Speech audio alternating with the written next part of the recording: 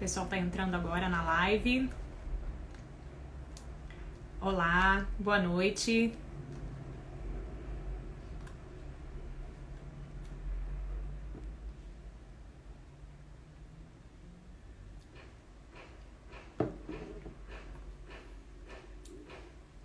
Olá, pessoal, tudo bem?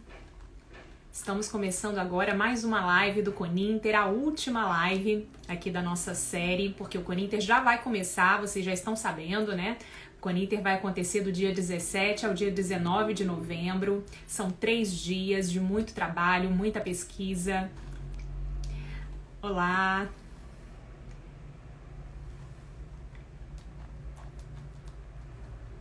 Bom, eu acho que nós já podemos começar, né? Acho que estamos aqui na nossa hora, porque eu imagino que hoje o tema vai dar o que falar, muita gente vai ter perguntas aqui a fazer, então todo o tempo aqui deve ser muito bem utilizado. Olá, Milena. Olá, Rafaela, que a nossa convidada já está online. Boa noite, boa noite. Então, pessoal, como eu disse, essa é a nossa última live do Coninter 2020. Nós fizemos ao todo 3 lives, 3 encontros ao vivo aqui no Instagram. O primeiro nós tratamos sobre a pesquisa acadêmica, sobre a escrita do artigo acadêmico e para isso nós convidamos a Karine Castellano do Além da Revisão. Foi uma live muito interessante, nós tiramos muitas dúvidas sobre a escrita acadêmica. O segundo encontro aconteceu no mês passado. Nós falamos sobre a Primavera dos Museus, que foi o mês de setembro. Nós dedicamos o mês de setembro aos museus, especificamente ao Museu de Campos dos Goytacazes. Essa segunda live já foi nessa nossa série chamada Campus no Coninter. E dessa vez nós seguimos com essa série Campus no Coninter falando sobre o Arquivo Público Municipal, que é um espaço muito bacana que nós temos aqui na cidade de Campos, e o objetivo dessa série, né, desses posts explicativos sobre o arquivo público e também sobre o museu, no caso do mês de setembro, é mostrar para vocês, corinteiros e corinteiras, os grandes presentes, as grandes obras que nós temos aqui na nossa cidade, como uma forma de aproximar vocês de Campos, uma vez que o congresso, que aconteceria aqui presencialmente na UENF, organizado pelo Programa de Pós-Graduação em Cognição e Linguagem, teve de ser adaptado para a modalidade virtual, online, devido à pandemia da Covid-19.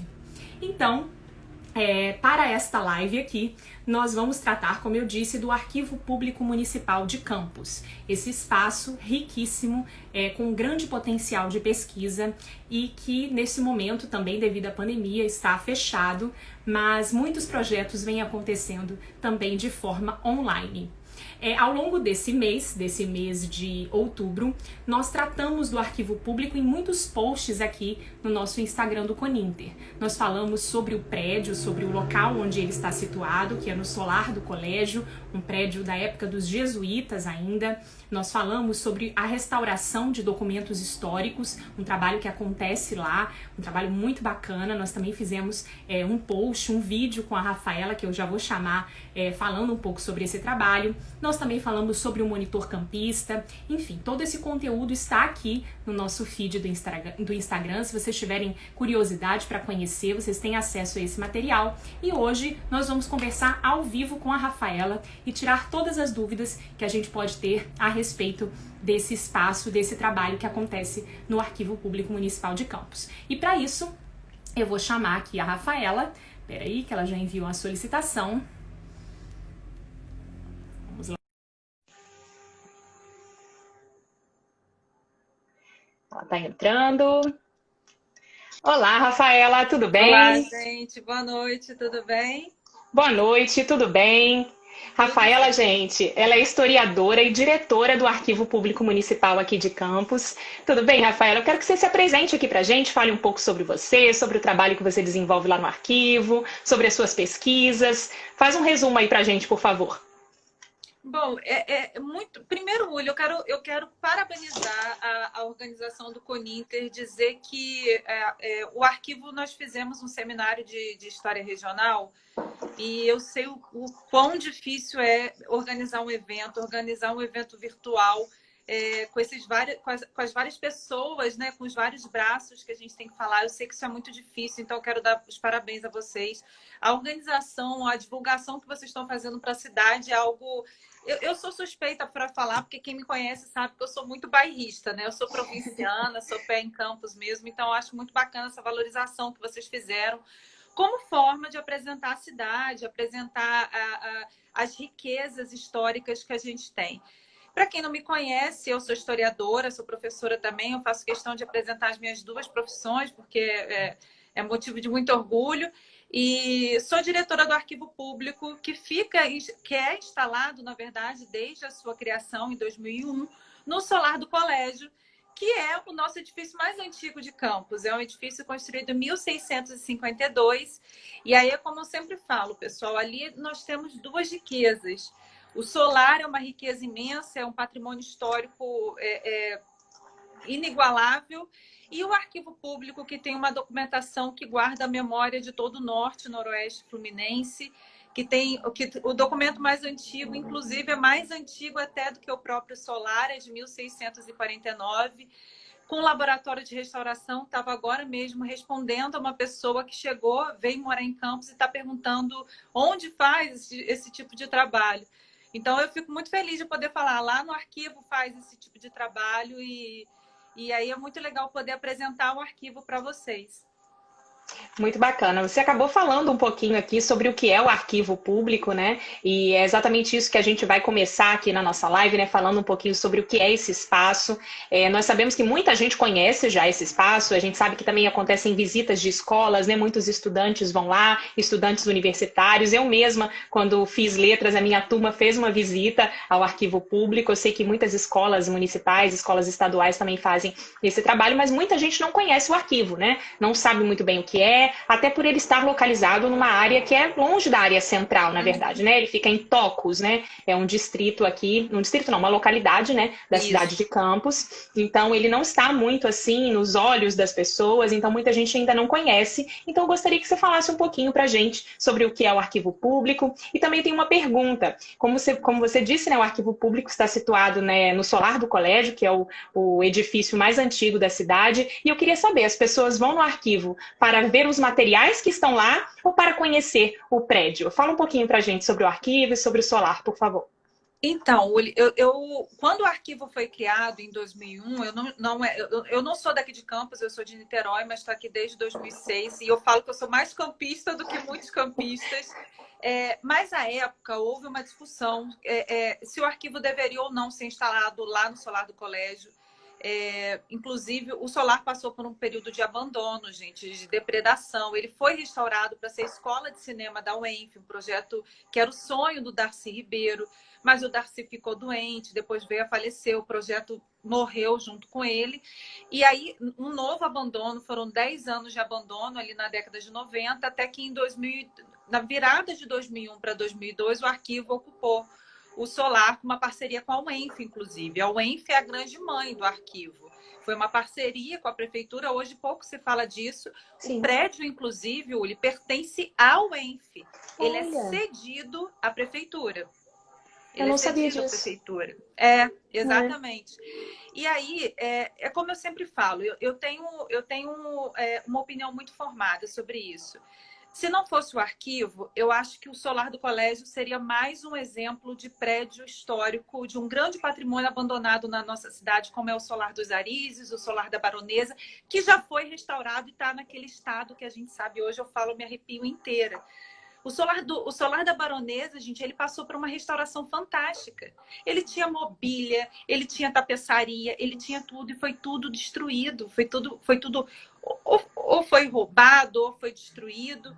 Então, eu sempre falo que o solar resiste porque o arquivo está lá. E o arquivo pôde existir porque tem o solar. Porque hoje, com a estrutura que a gente tem, dificilmente um edifício conseguiria abrigar aquela documentação. Só se fosse o fórum ou toda a Câmara Municipal, porque são muitos documentos. Quem conhece sabe que é um universo documental muito vasto. E aí, eu sempre trabalho, nesses 13 anos de arquivo público municipal, eu tenho o sonho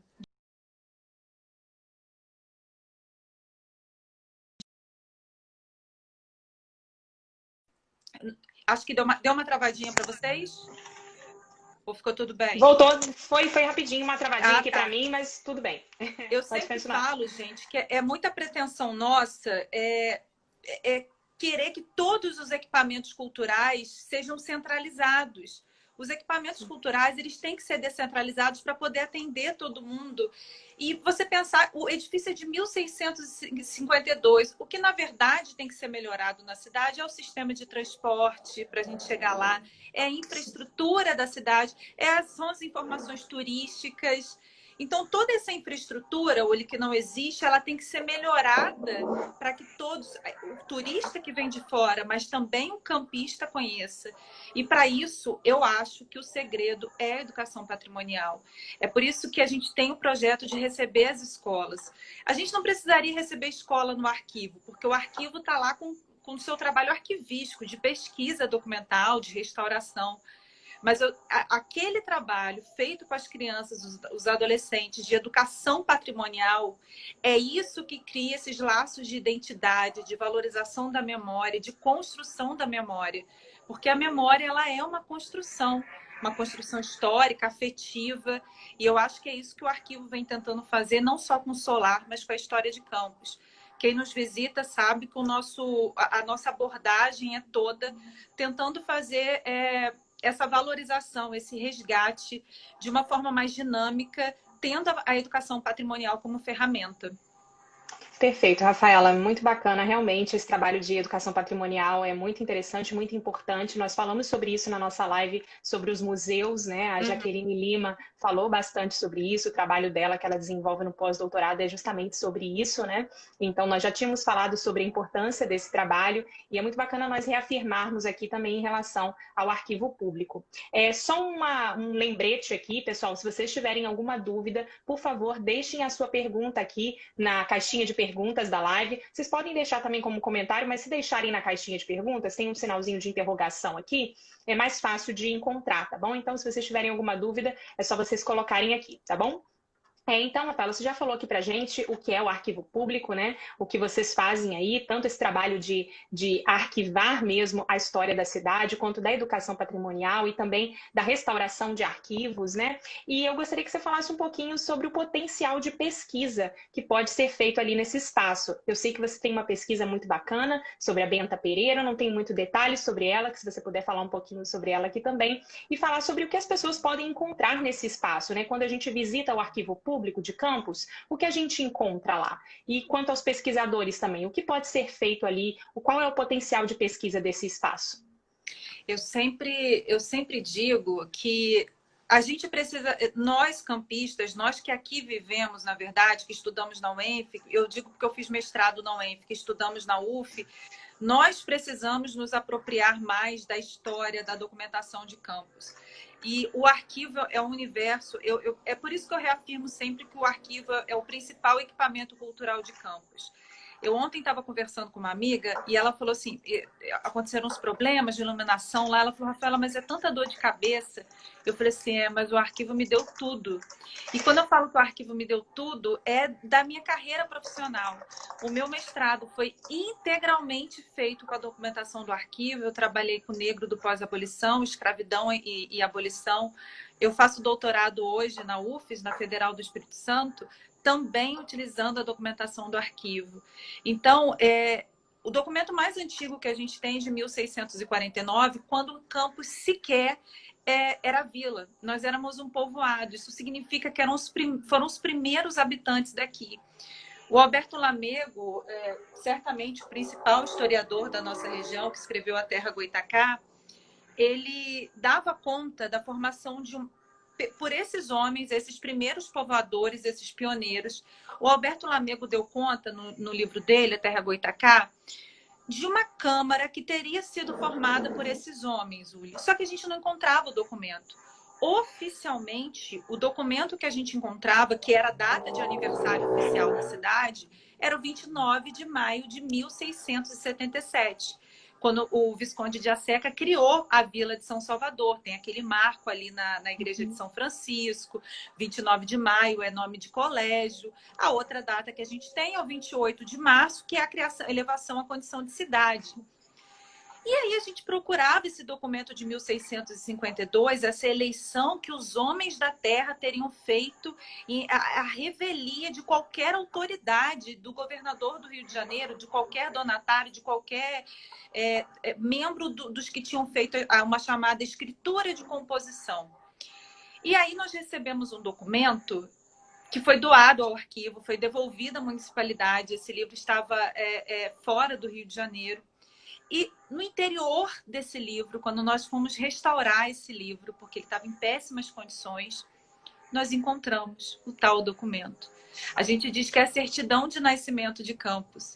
Então, lá constam as assinaturas daqueles homens que, de fato, foram os pioneiros na nossa região. Aqueles homens que tentaram quebrar o protocolo, fundando uma Câmara, a primeira Câmara extraoficialmente, ou seja, fora das malhas oficiais de poder. Então, para quem quer estudar colônia, é uma dificuldade imensa, porque eu estudo Brasil Colônia, o arquivo é um parque de diversões para quem quer. Império e República, a mesma coisa, porque a gente tem muito documento.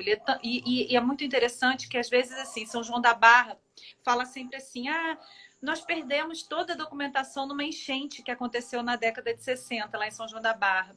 Eu sempre falo, não, vocês não sabem procurar. São João da Barra pertencia à capitania da Paraíba do Sul. A capitania, gente, era do Rio Macaé até o Rio Itapemirim. Portanto, toda essa documentação, que abrange toda essa região, está lá no arquivo. Então, assim, o que as pessoas quiserem a esse respeito, elas podem procurar no arquivo. Ali. E aí, fora isso, a gente tem o acervo de periódicos, que a gente ainda deve falar por aqui, né? Sim, sim. É exatamente isso que eu vou começar a falar agora. Quando me convidaram aqui para conduzir essa live, também lembraram da minha pesquisa de mestrado na UENF, que eu estou fazendo, na verdade, com o auxílio do Arquivo Público Municipal, porque a minha pesquisa é sobre o monitor campista, sobre as crônicas do monitor campista, e eu fiz algumas visitas ao arquivo para conseguir ter acesso a essas crônicas. Acabou que veio a pandemia, né? Logo no segundo ano do mestrado, logo no ano em que eu precisava de fato, escrever a minha dissertação. Então, por muita sorte, eu consegui parte desse material em PDF. Isso porque o ano de abrangência ali da minha pesquisa era o último ano, então é bem recente, contemporâneo, né, 2008, 2009. Mas se eu precisasse de arquivos mais antigos, né, de documentos de jornais mais antigos, eu não conseguiria em PDF. Então, eu dependeria 100% do arquivo público. E foi muito bacana, porque a gente chega lá, né, como pesquisador, contando um pouco aqui, né, a gente chega no arquivo, a gente é muito bem recebido sempre, né, as pessoas que trabalham lá são sempre muito prestativas, são muito simpáticas, sempre dispostas a nos ajudar ali na nossa pesquisa. E aí a gente chega lá, sobe ali a escadinha, né? E a gente pede, olha, eu quero o jornal de tal ano. Eu lembro que antes de eu fechar 2008, 2009, eu vi jornais da década de 30, vi jornais da década de 70, eu dei uma olhada em todos para eu decidir, né, qual ali se encaixava mais na minha ideia, que era pesquisar as crônicas do monitor. Então, todos nos ajudam muito, né? Eles vão lá, buscam nos arquivos, temos uma salinha ali com mesas, com iluminação para a gente fazer a nossa pesquisa. Não é um ambiente hostil, digamos assim, em que a gente se sente um pouco intimidado em mexer naqueles arquivos, não, embora obviamente a gente receba orientações para tomar cuidado com aquele material, afinal é um material muito importante para a cidade, estou falando especificamente dos periódicos, né, do monitor campista. Mas ainda assim a gente tem uma certa liberdade, sabe? Não é um ambiente em que você se sente um pouco com receio, né, de mexer naqueles documentos, não é bem assim, a gente recebe as orientações certas, mas temos ali uma liberdade para olhar aquele material e nos sentirmos à vontade, podemos fotografar esse material, isso é muito interessante. E um outro trabalho também que vocês fazem é de enviar para a gente esse documento também, se a gente precisar, né? Eu achei isso muito legal de vocês terem também se disponibilizado para enviar para mim aqueles documentos escaneados, caso eu precisasse deles. Isso é muito bacana e facilita a vida do pesquisador, né? Então, se vocês aqui, corinteiros, quiserem pesquisar os jornais aqui da cidade de Campos, ou mesmo outros documentos, se vocês são da área de história, assim como Rafaela, o Arquivo Público está, sim, de portas abertas, eu digo, não como funcionária de lá, mas como pesquisadora, que é, sim, um ambiente muito bacana para pesquisa, aberto para a gente, feito para isso, né, Rafaela? Exatamente, Ulia. A gente entende que o pesquisador, quando chega, às vezes a gente recebe alguém que tem experiência já em outras instituições de pesquisa, mas às vezes a gente recebe um estudante que acabou de iniciar na graduação. Então, a gente tem sempre o que é básico para se fazer ali. E um protocolo que a gente segue é sempre oferecer ao pesquisador a máscara. A máscara antes não era obrigatório usar, né, gente? Então, antes, porque muita gente fica com alergia naquele ambiente ali, eu já criei imunidade, eu tenho rinite, sinusite, mas ali eu criei imunidade mesmo. E a luva que é de uso obrigatório lá. E aí, o que eu acho bem legal é que na década de 80, por exemplo, gente, campus sofreu um boom de pesquisas. E esses pesquisadores, em sua maioria, eles, como não existia arquivo em campus, eles pesquisaram nos cartórios, no fórum da cidade. Quem é mais velho que está nos assistindo, no porão do Palácio da Cultura, ficavam esses documentos ali também. Então, hoje em dia, a gente encontra em muitos desses documentos durex, riscados a caneta, folhas, o jornal rasgado onde a pessoa queria. Então, às vezes, a gente toma muito cuidado com isso. A gente não pode, por exemplo, abrir a janela, porque se está ventando, certamente vai rasgar o jornal e, infelizmente, a gente não tem ar-condicionado. Então, às vezes, o pesquisador fala, está muito quente. Eu falei, realmente está muito quente, eu queria poder fazer alguma coisa, mas a saúde da documentação em primeiro lugar, né? E aí, a Larissa, que está vendo aqui, tá aqui com a gente, ela acabou de botar aí para vocês o e-mail do arquivo, gente. Infelizmente, desde março, o arquivo está fechado por conta da pandemia. Acho que a Uli falou aqui no início. A gente espera todo esse cenário passar para que nós possamos retomar as nossas pesquisas. Os pesquisadores que estão com as suas pesquisas paradas estão em desespero. E eu sei o que é isso, porque o meu doutorado está em andamento. Eles me deram mais prazo também, né? Ninguém parou. As universidades não cortaram prazo. Então, os pesquisadores têm que entregar suas pesquisas, todo mundo tem prazo. E é uma situação muito complicada. E a gente não pode receber lá, ao mesmo tempo não tem equipe para poder digitalizar a documentação, porque todo mundo foi dispensado, né? Então, a gente está sem equipe. Então, como é que a gente digitaliza esse material para poder mandar para o pesquisador? É muito complicado. Mas, na medida do possível, o arquivo sempre tenta ajudar. E a gente recebe também muitos estudantes, muitas pessoas que não sabem muito bem. Às vezes eles têm uma ideia de pesquisa, mas não sabem bem como encaminhar a sua pesquisa, como fechar o seu objeto de pesquisa. Então, a gente tenta ajudar nisso também, porque para a gente é muito satisfatório quando a gente vê um documento, um processo sendo transformado num objeto de pesquisa. Isso é muito bom para a gente. Nós temos alguns comentários aqui de algumas pessoas. A Liliane falou que o arquivo é um ambiente muito acolhedor, equipe maravilhosa. A Marina disse que ela já usou muito e poucas pessoas conhecem e sabem desse acervo do arquivo. A Milena pediu os contatos, a Larissa já colocou aqui o e-mail. E a Marina perguntou, o arquivo do Palácio da Cultura também foi para lá, para o arquivo público? Ela disse que pesquisou muito no Palácio e a Milena também disse que pesquisou muito no Palácio da Cultura. Então foi para lá, né? A parte histórica, na verdade, quando o Palácio da Cultura voltar a funcionar, gente, a Biblioteca Municipal volta para lá. Então, os jornais recentes, a cada 5 anos, os jornais mais recentes, eles ficam com a biblioteca e o restante, os mais antigos, eles vão sempre para o arquivo. Então, a gente faz um recolhimento dos 5 anos para trás, entendeu? Mas vocês ainda vão ter livros e um espaço maravilhoso na Fundação do Palácio da Cultura para poder pesquisar.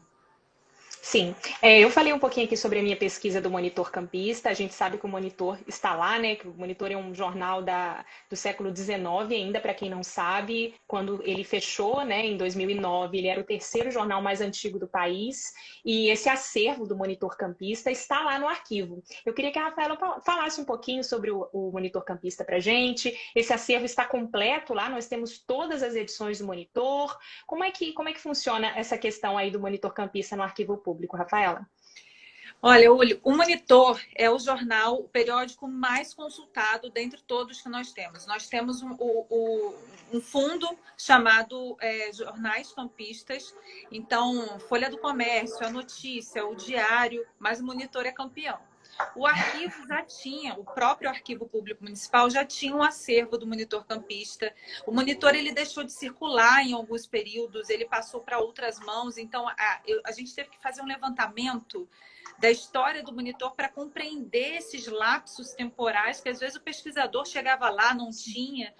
Mas tem alguns exemplares que também a prefeitura não recebia, então muitas vezes a antiga biblioteca municipal ficava sem, portanto o arquivo ficou sem. Até que em 2015, não sei se todo mundo sabe, o monitor ele foi fechado em 2009. E ele foi fechado quando pertencia aos diários associados. Quando ele foi fechado, todo o acervo original dele, o arquivo do próprio monitor campista, foi levado para o Rio de Janeiro. Então, de 2009 a 2015, houve uma manifestação da sociedade, das pessoas, principalmente dos antigos funcionários do monitor, o pessoal ali da Uniflu, pedindo, clamando pela volta desse acervo, porque, afinal de contas, gente, é algo que pertence a campus, é nosso, né? E aí, em 2015, a Câmara conseguiu trazer de volta esse acervo e ele fica abrigado lá no arquivo, o que significa que nós temos duas coleções monitor campista, a própria do município, do arquivo, e o acervo original do monitor campista. É quase íntegro, porque às vezes falta em uma coleção, sobra em outra, porque o próprio acervo do monitor tem umas falhas, mas são poucas. Então, quase sempre o pesquisador chega lá e ele encontra o jornal disponível para pesquisa. Essa é uma coisa muito boa, aliás, né? Porque quando falta justamente aquele período que a gente está fazendo a pesquisa, é difícil, é muito difícil. É chato. Mas então, Rafaela, você falou um pouquinho aqui sobre o jornal, né? Como vocês conseguiram esses jornais, mas e os outros documentos, livros e etc. Como é que foi montado esse acervo do arquivo público? Foi a partir de doações? Como é que vocês conseguiram montar todo esse arquivo aí que nós temos aqui da cidade de Campos? Olha, o arquivo é um arquivo histórico, não deveria. O arquivo, na verdade, deveria ser um arquivo também corrente para fazer a gestão da documentação de todo o poder público, da prefeitura como um todo. Vou te explicar, por exemplo, a documentação da Secretaria de Educação. Se alguém quiser estudar a história da educação, que é muito comum, a UENF, a Silvia Martinez faz isso com maestria. É difícil você conseguir a documentação histórica da Secretaria de Educação. Se houvesse uma tabela de temporalidade, se houvesse um plano de gestão documental aplicado, a própria documentação histórica da Secretaria de Educação, da Secretaria de Saúde, da Secretaria de Obras, você imagina todas as intervenções urbanas que aconteceram aqui, deveriam estar no arquivo. Eu sempre falo que o nosso acervo ele está em construção, ele está sendo alimentado. Em sua maioria, a nossa documentação, eu diria que 80% dela pertence ao Tribunal de Justiça do Rio de Janeiro. Significa que é uma documentação cartorária. O Tribunal de Justiça, inclusive, fez um recolhimento nos anos 2000, o que significa hoje, Uli, que se o pesquisador daqui de Campos, da UENF, da UF, quisesse pesquisar, teria que ir ao Rio, a São Cristóvão, lá no arquivo do Tribunal de Justiça. E como a documentação é deles, a gente faz um relatório trimestral a cada 3 meses sobre o uso dessa documentação, sobre o trabalho nessa documentação, toda a intervenção que é feita, e a gente tem um plano de trabalho a cada 5 anos que tem que ser apresentado e aprovado pelo Tribunal de Justiça. Fora essa documentação cartorária, que ela é tanto cível quanto crime. Então, nós temos, por exemplo, cível, que eu sou apaixonada, inventários e testamentos, por exemplo. Você pode chegar lá, Uli, e que é um trabalho que me dá muito orgulho. Meu sobrenome é Machado, por exemplo. Se eu colocar lá na base de dados, eu consigo, num universo documental de 9.000 documentos de inventários e testamentos, localizar se eu tenho um inventário e um testamento com meu nome, com meu sobrenome, de quando, em qual caixa está, qual é o número de identidade, a anotação que a gente chama daquele documento. É um trabalho completo, só falta a etapa da digitalização, que é o sonho maior, né, de toda a nossa equipe. A parte crime, que é uma parte maravilhosa também, eu até postei uma foto ontem de uma partezinha dos homicídios, as pessoas ficaram assim impressionadas. Basicamente do século XIX, E é uma documentação fantástica também. Por exemplo, as pessoas perguntam devassas, assassinatos de escravos, escravos que assassinavam seus senhores, casos de suicídio. É uma documentação extremamente rica. Além disso, nós temos a própria documentação da administração pública, que a gente divide em prefeitura. A partir de 1904 foi criada a prefeitura, mas o que a cidade dá muito pouco valor, que é a documentação histórica da Câmara Municipal. É uma documentação tão rica. Uma vez eu apresentei um trabalho lá em Salvador de um livro de marcas daqui de Campos. Larissa, me ajuda aí a lembrar se são 2 ou 3, mas eu acho que são 3 livros de marcas do século XVIII, E ali você tem os criadores de gado tiveram que registrar as suas marcas nesse livro. O que seria livros de marca, Rafaela? Me explica melhor, assim, o que seria um livro de marca? Era como se fosse um registro de firma da época. Então, para marcar, selar o gado, para dizer... Aqui tinha um contrato chamado Contrato do Gado do Vento. Então, se o gado fosse encontrado solto, inclusive foi o que motivou o levante da Benta Pereira. São 3 livros. Se o gado fosse encontrado solto, sem uma marca, existia um contrato na Câmara em que você podia pegar aquele gado, arrendar, se você tivesse comprado aquele contrato, né, arrendado. Então, os donos de gado, eles tinham que marcar os seus gados. Então, eles tinham as suas marcas, como se fosse o registro da sua firma. Só que o que é muito interessante é que a mesma marca que se ferrava o gado, se ferrava o escravo. Então, esses 3 livros do século XVIII, que tem marca dos beneditinos, dos jesuítas. Aí você pensa, as ordens religiosas eram riquíssimas. Donas dos maiores pastos, dos maiores currais da nossa região. Eu ficando arrepiada de novo. Igualmente o Visconde de Asseca, a Benta Pereira, os Manhãs Barreto e tantos outros. E aí, nesse trabalho que nós apresentamos em Salvador, o Arquivo da Bahia falou, o Arquivo da Bahia, que já foi capital do Brasil, uma das primeiras cidades fundadas, falou, nós não temos esse livro de marcas, nós não temos um livro como esse. E Campos tem. Esse é um livro que pertence à documentação da Câmara Municipal e a gente luta muito para conseguir restaurar documentos como esse. Porque eu dei um exemplo, gente, para vocês que estão ouvindo, eu estou dando um exemplo. Mas eu poderia ficar a noite toda aqui dando exemplos para vocês. E restaurar e digitalizar esse material, Ulia, digamos assim, o universo ideal que a gente sonha, porque é a universalização do acesso. A nossa ideia é que o pesquisador vá ao arquivo para pesquisar, buscar no acervo o que ele quiser, mas que ele possa ter acesso também da casa dele nos Estados Unidos, na Alemanha, em qualquer lugar. Isso também é um acesso, isso também é uma visita, isso também é um trabalho de pesquisa no nosso acervo.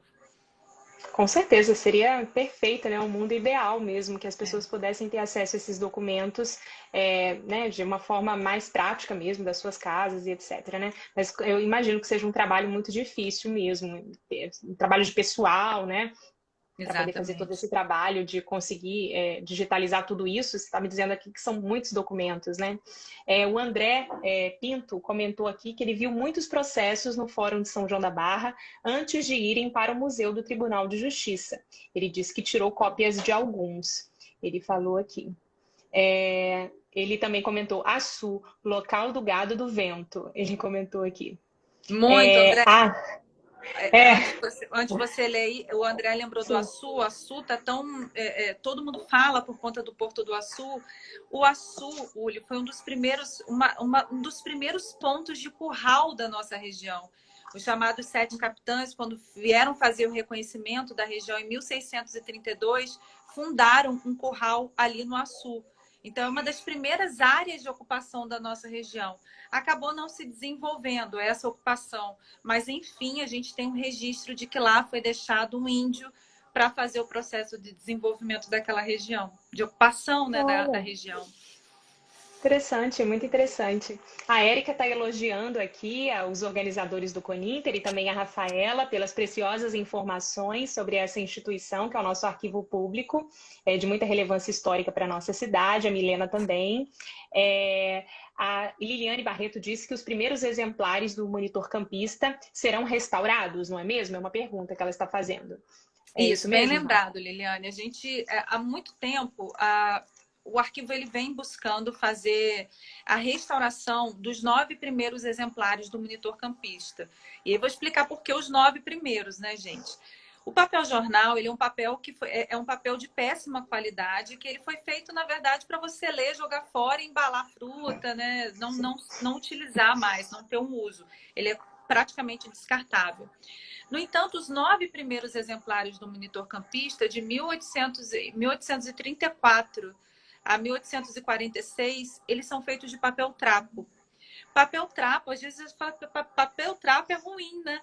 Papel trapo é um papel de excelente qualidade, é um papel fibroso, forte, que quase não acidifica, que não tem muitos produtos químicos para poder branquear e conservar aquele papel.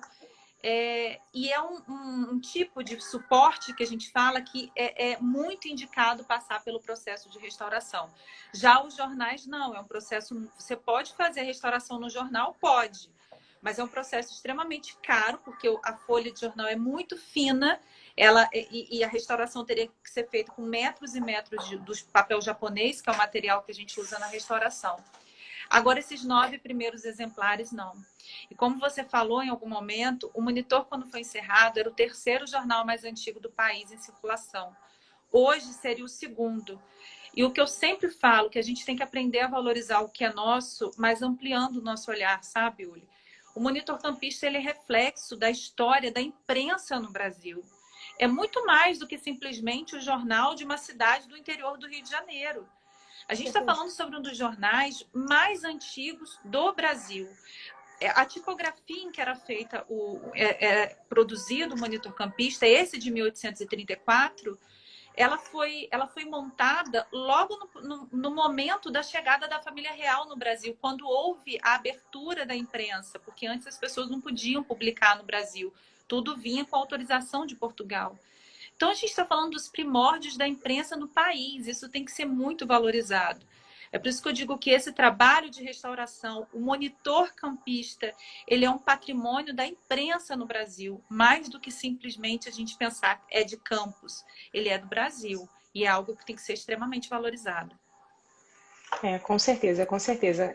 Como jornalista também, né, nós temos que dar muito valor aqui ao nosso Monitor Campista, porque como a Rafaela falou, né, não é somente a história da nossa cidade, mas a história do nosso país de modo geral. Nós temos uma pergunta aqui que foi feita no nosso grupo da organização do Coninter em relação ao manuscrito Manuel Martins de Couto Reis. É esse o documento que você estava se referindo antes, Rafaela, ou não? Esse aqui é outro? Sobre Não. aquele que você falou da Câmara. Você pode falar um pouquinho sobre ele aqui? Parece que virou livro, né? Também o inventário da Benta Pereira. Virou. Deixa eu ver se ele está aqui próximo a mim. Depois eu tento achar aqui. O que eu mencionei da certidão de nascimento é um livro de notas, gente. O livro todo a gente não publicou, porque seriam milhares de transcrições. Mas o documento em si nós publicamos no livrinho do arquivo, eu já pego para mostrar para vocês. Agora, o manuscrito do Manuel Martins do Couto Reis, eu não sei se você conhece, Uli, mas se não conhece, tem que conhecer. É um manuscrito de 1785, de um cartógrafo que, a mando da coroa, veio visitar a nossa região. E ele produziu um dos mais detalhados, uma descrição da nossa região, mas é tão detalhada que ele fala, por exemplo, sobre a fauna, a flora, mas os costumes, o que se comia, como se falava. É uma das principais descrições sobre os indígenas da nossa região. E nesse 1785 a gente já percebe uma dispersão muito grande. E aí o que eu sempre falo, gente, mais do que isso. O Couto Reis visitou todas as freguesias, visitava as fazendas e verificava o que aqueles engenhos, aquelas fazendas produziam. Quantos sacos de milho, quantos sacos de arroz, quantos escravos, quanto de gado, vaca, égua, separava tudo. E mais do que isso, gente, ele produziu um mapa também, acreditem. E eu queria que vocês tivessem a oportunidade para ver o mapa. Ele é de uma beleza e de uma precisão que é absurda. Você pensar que alguém fez isso em 1785 e na descrição ele fala o seguinte: o mapa eu fiz com o que eu vi, mas também com o que eu ouvi falar, porque tinha lugares que ele não conseguia entrar por conta dos índios puris, que eram um pouco mais arredios a ele, alguns coroados também. E aí ele não conseguia ir até o local, então ele ouvia dizer como era e mesmo assim conseguiu cartografar e com uma beleza, obviamente não com uma perfeita exatidão, como a gente imagina hoje, mas para 1785 é fantástico. E isso está disponível em livro? Foi publicado? A gente consegue ter acesso a isso? Foi publicado em 2011,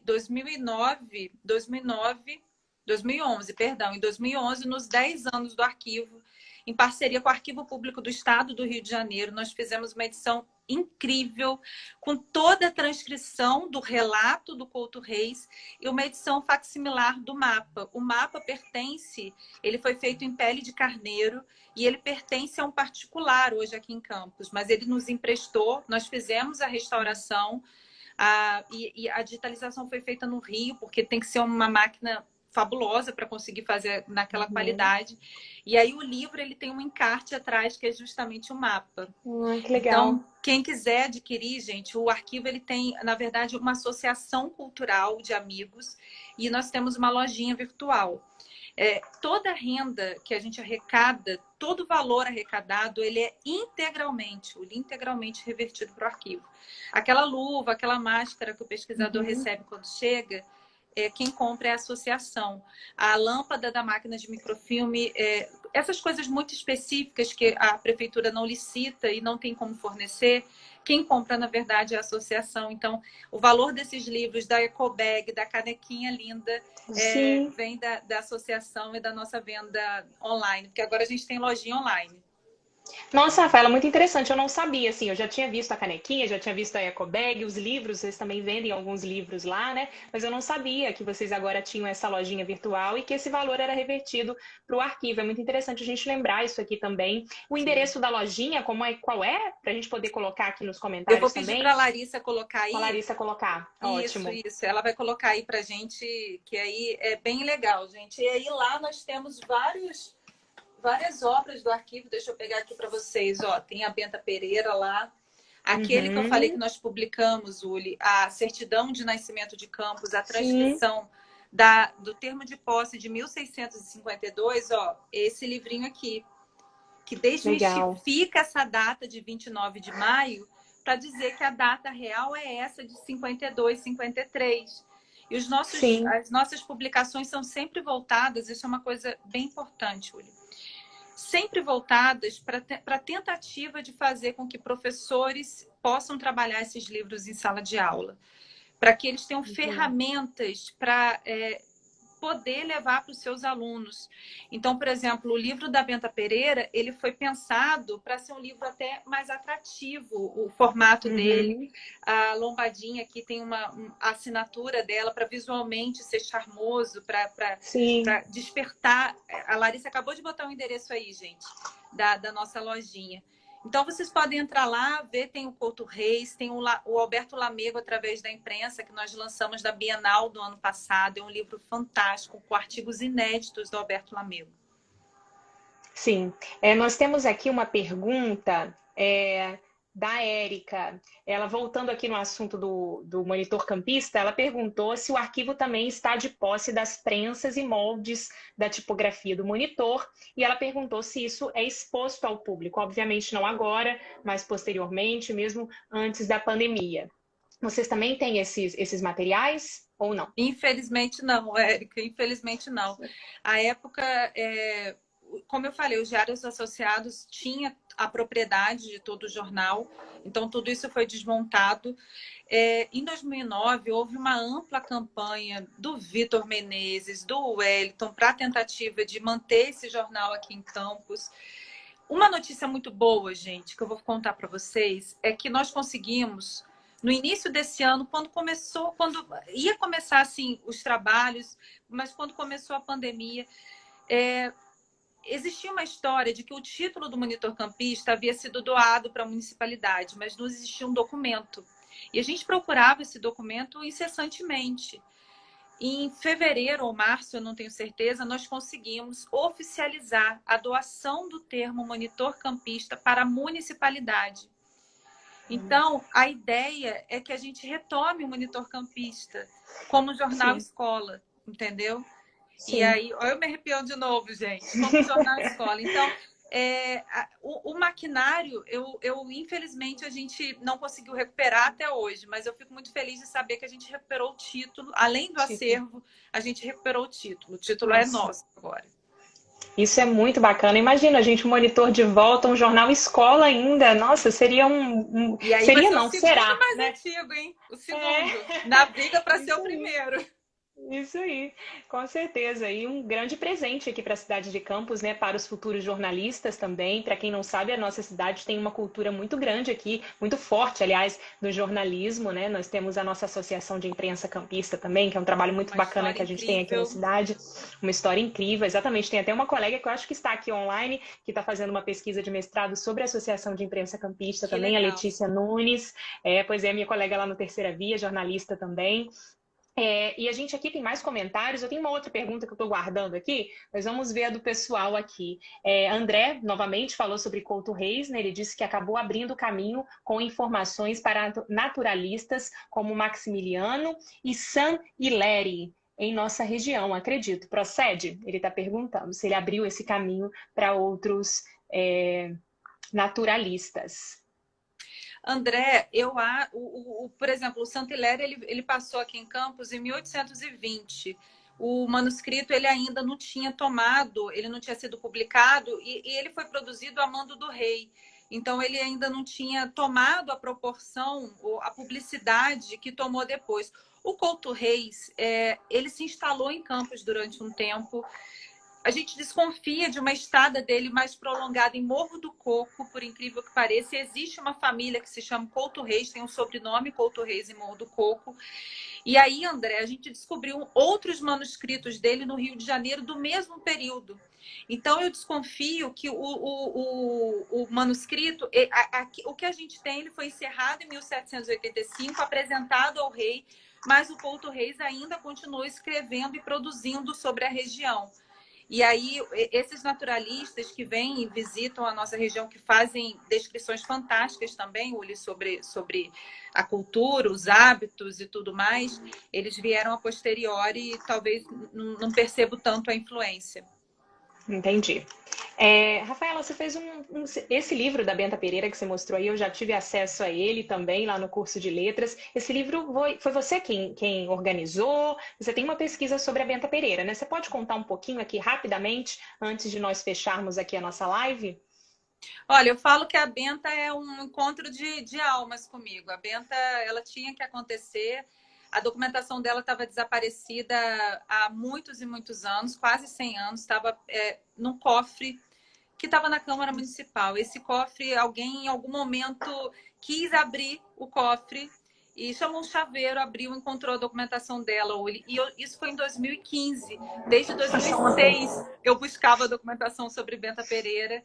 E aí nós encontramos. Obviamente, em 2015, a gente não podia chegar para a sociedade e falar, olha, aqui encontramos o inventário e o testamento da Benta Pereira, da Mariana Barreto, que é a filha dela, Sim. E é uma mulher fantástica, e do Pedro Manhães Barreto, que é o marido da Benta Pereira. Então, nós fizemos um estudo de diplomática sobre o documento, então, da autenticidade, originalidade, comparação de assinatura de escrivão, da própria assinatura da Benta Pereira. E aí, depois, todo esse estudo virou também um livro, que é a transcrição da documentação, né, do inventário e do testamento da Benta Pereira, e com uma análise que eu fiz da biografia e também do famoso Levante de 1748. Porque, principalmente os historiadores aqui da nossa região, eles são assim, ou eles desqualificam a participação da Benta Pereira no Levante. Quem fala sobre Benta Pereira é quem é apegado àquela história memorialista do século XIX.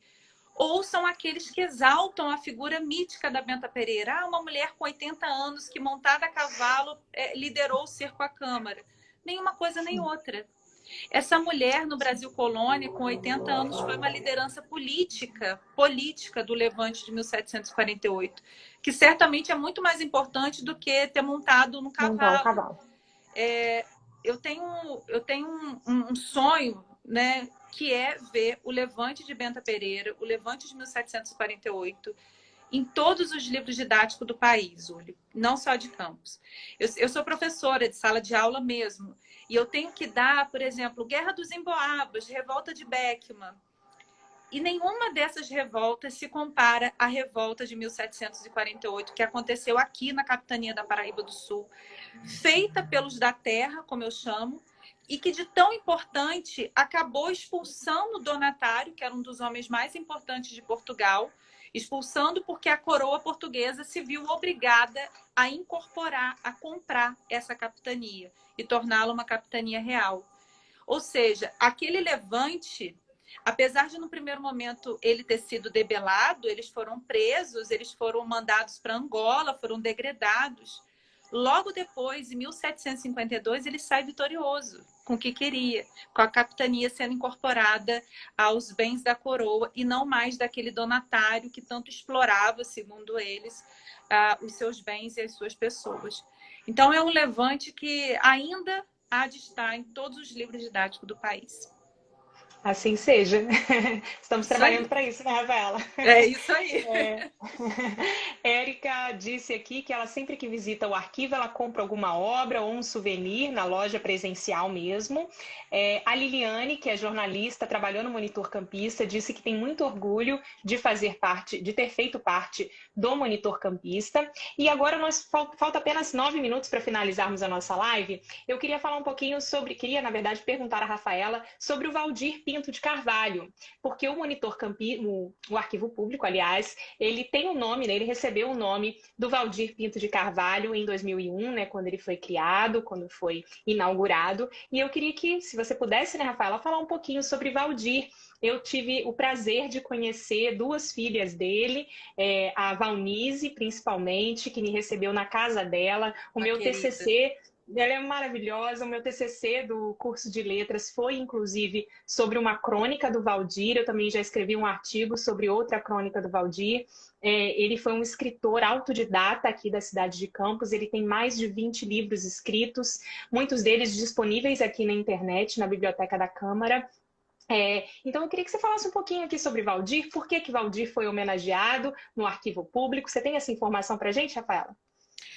O arquivo passou a se chamar Valdir Pinto de Carvalho quando completou 10 anos, em 2011. Ele foi criado como Arquivo Público Municipal de Campos dos Goytacazes, em 2011, como uma homenagem rendida ao professor Valdir. Valdir, ele tem eu acho que a principal coisa para ele estar no arquivo, estar lá batizando a nossa instituição, é o apego e o amor com que ele descreve a Baixada. A Baixada Campista é a menina dos olhos do Valdir e eu sempre digo que é por onde a nossa história começa, Uli, é por onde começou o processo de ocupação da nossa região. A colonização, ela começa pela Baixada Campista, tanto é que você vê o Mosteiro de São Bento lá, as reminiscências da fazenda do Visconde de Asseca, a fazenda dos jesuítas. E o Valdir tinha esse olhar para o linguajar da Baixada, para o homem da Baixada, para os hábitos e para a cultura da Baixada. E, além disso, foi como você falou, o Valdir ele foi um escritor, um historiador prático, novelista, radialista, e precisava dessa homenagem que fosse rendida a ele.